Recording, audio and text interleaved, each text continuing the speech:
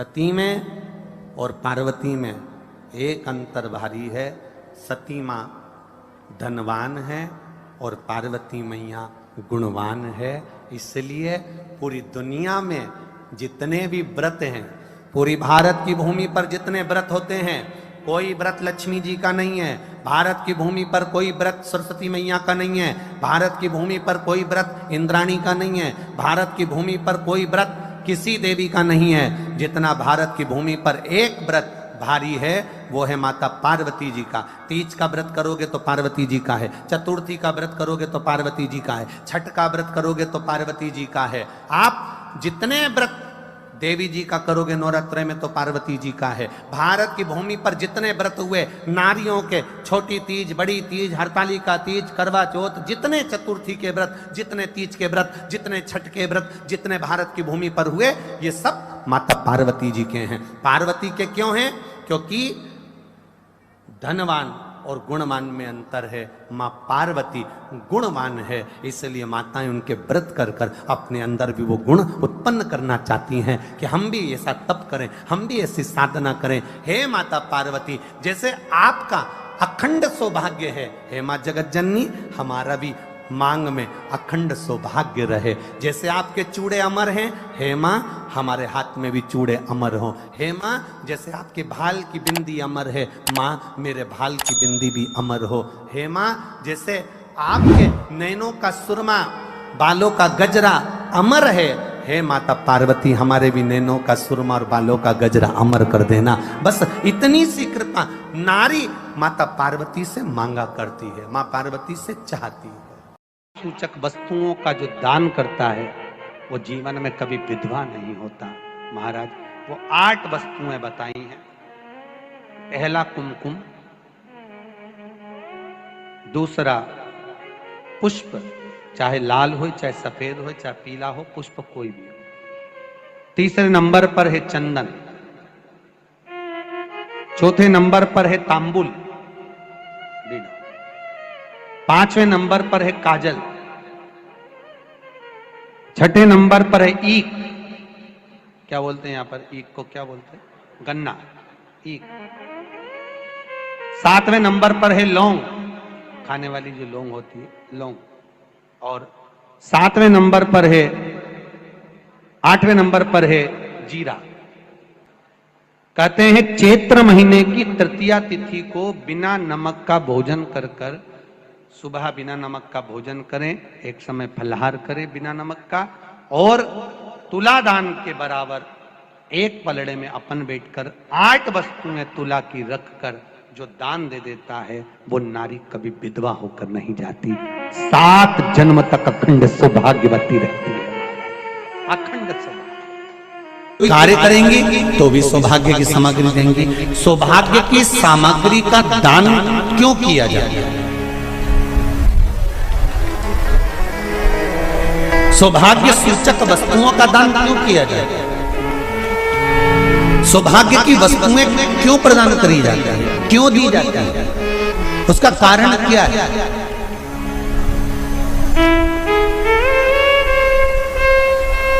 क्यों देते हैं? महाराज भारत की भूमि की सौभाग्यवती माताओं का एक मन की अभिलाषा रहती है। भारत की भूमि की माताओं की एक अभिलाषा रहती है कि जब उसके प्राण छूटे तो अखंड सौभाग्य धारण करके पति के कंधे पर और पुत्र के कंधे पर शमशान पर।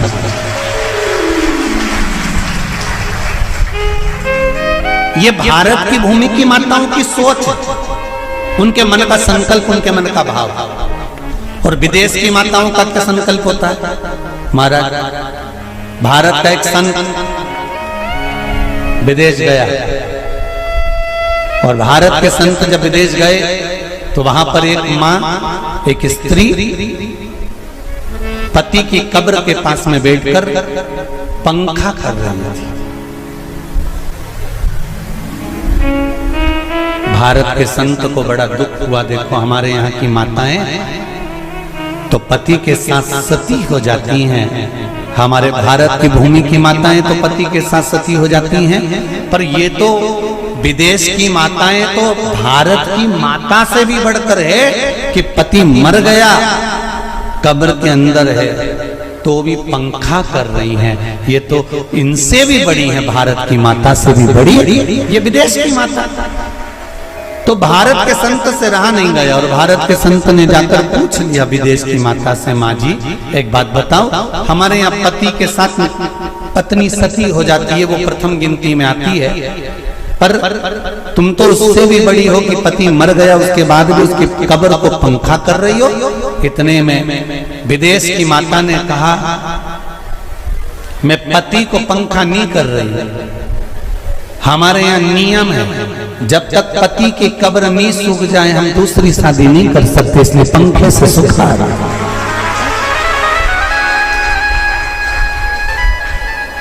इसलिए पंखे से सुखा रही है।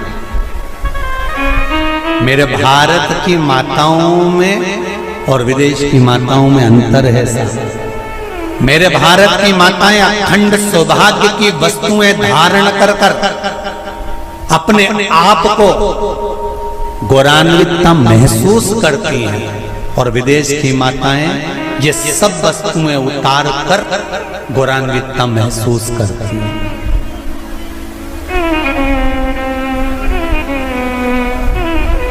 क्यों देते हैं चूड़ी का दान, क्यों देते हैं बिंदी का दान, क्यों देते हैं अखंड सौभाग्य का दान? किस महाराज?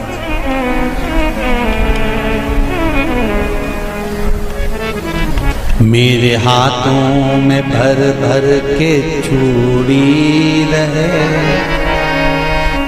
मेरे हाथों में भर भर के चूड़ी, और मैया कोई काम नहीं, मेरे मस्तक पे चमकती चूनर रहे, मेरे मस्तक पे चमकती चूनर रहे, और मैया कोई काम नहीं,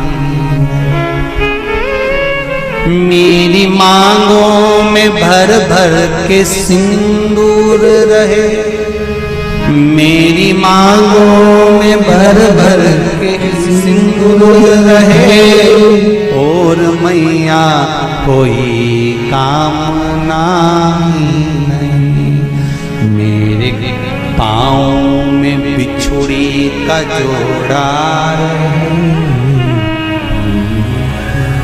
एक बिछुड़ी नहीं, कितनी? 2, 3, 4, 5, एक एक पाँव में जोड़े से बिछुड़ी होना चाहिए, केवल एक नहीं, सिंगल नहीं।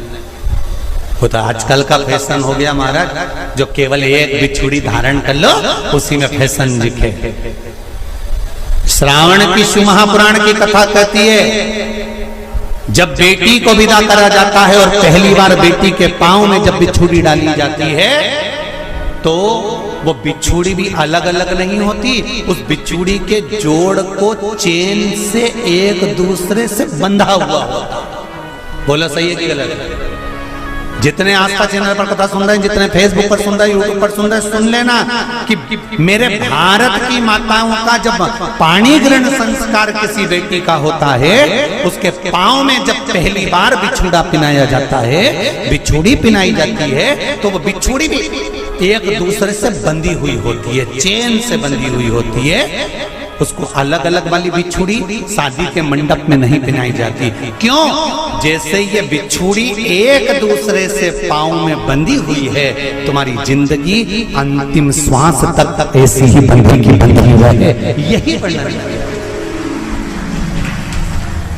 वो तो अब माताओं ने थोड़ा सा फैशन चेंज कर दिया, अब पांव में ज्यादा बिछुड़ी नहीं पहनती, गड़ती है, चुभती है, एक बिछुड़ी धारण महाराज। पर नहीं, बिछुड़ी भी 2 हो, जोड़े से हमारी माताएं, भारत की भूमि की जो माताएं हैं, ये चूड़ी भी हाथ में पहनती है तो जोड़े से पहनती है। बोलो जैसा सही है कि गलत है? एक अकेली चूड़ी माताएं हाथ में धारण नहीं करती हैं। अगर भारत की भूमि की संस्कारित माताएं हैं और भारत की भूमि की सभ्यता और संस्कृति को जानती है तो अकेली चूड़ी नहीं, जोड़े की चूड़ी पहनेगी। 2 चूड़ा डालेगी, 4 डालेगी, 12 डालेगी, पर सिंगल नहीं, अकेले। और सरल भाषा में समझ लो, हमारे यहां ठेले पर लेने जाओ तो जो केले अपन खाते हैं वो भी सिंगल नहीं देते, उसको भी जोड़े से दिया जाता है। 2 दूं की, 12 दूं की, आधी दर्जन दूं की 1 दर्जन दूं। अब अंदाजा लगाइए। हमारे यहां देने का भी एक भाव है। श्रावण के महीने की शिव महापुराण की कथा, जिसका नाम है श्रावण शिव महापुराण की कथा, ये कहती है कि पार्वती जी ने और गंगा जी ने ये चतुर्मास में जितना सौभाग्य का दान दिया है, उनके बराबर दुनिया का कोई व्यक्ति इतना सौभाग्य का दान नहीं दे सकता जो माता गंगा और पार्वती दोनों दान दे रहे हैं।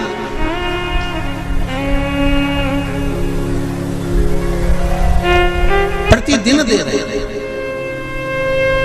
और अब तो फैशन आ गया, तुम लोगों जो सौभाग्य का दान देते हो प्लास्टिक की डलिया में देते हो।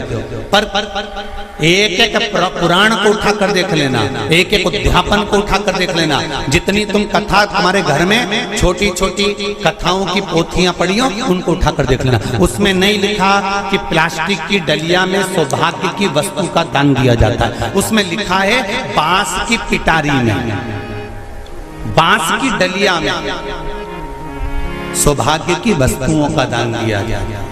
क्यों?